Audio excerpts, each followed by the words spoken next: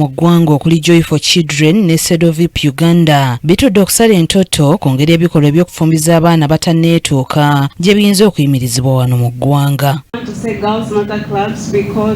For some, yes, they are having clubs that only have girls, but also the boy child. Because at the end of the day, when this girl has been impregnated, it is not just her, it takes two.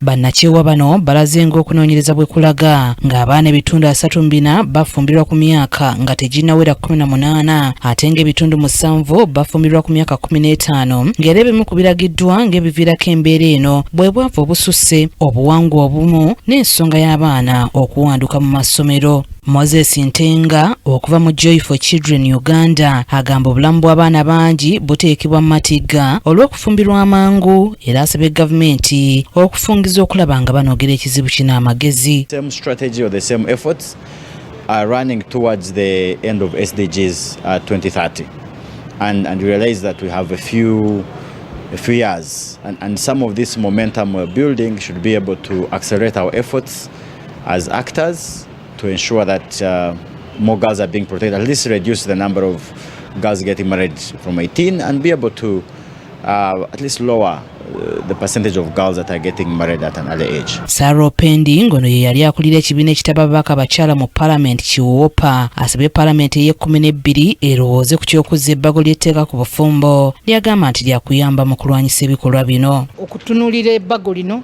ng'ekintu ekitagasa ate nga ebintu bingi nnyo ebigenda mu maaso mu institution eno gye bayita institution ey'obufumbo. So enebbago libadde nalyo ligenda kutuyamba okujjawo kino ekyokufumbirwa oba abantu okufumbirwa abaana abatanatuuka myaka 18 kubanga tubadde tutaddemu enkwakulizo nti muntu yenna anaakwatibwa ng'afumbiddwa omwana ali wansi wa myaka 18 bajja mutwala mu kooti bamusibye mu myaka 10 ate n'abo bazadde abakimanyi nti oba mutabani waabwe oba muwala waabwe afumbiddwa nga tanaweza myaka 18 n'abo bazadde babavunaane. Ekyo kibadde kibulamu mu tteeka yonna mu ggwanga kyova olaba nti bintu bino bibadde bikyagenda mu maaso. Bannakyewa bano era bagamba nti kyetaagisa okusomesa abaana ku bulungi obw'okubeera mu masomero nga basoma. Mwana okumenya sure nti abaana basigala mu masomero, abaana tebafuna mbuto, abaana bategeera rights zaabwe ng'abaana. Lwaki tutera nnyo fenga society tutera nnyo okugamba omanyi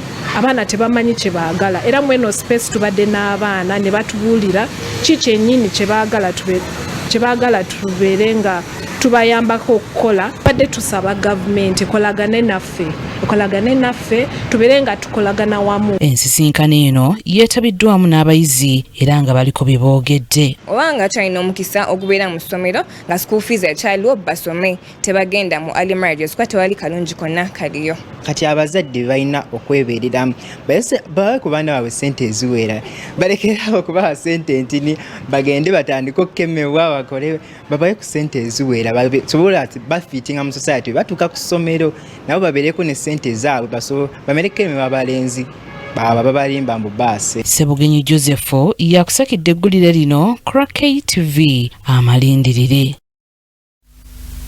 Ebyo nga tubitadde ku mabbali abatuuze mukono batabuke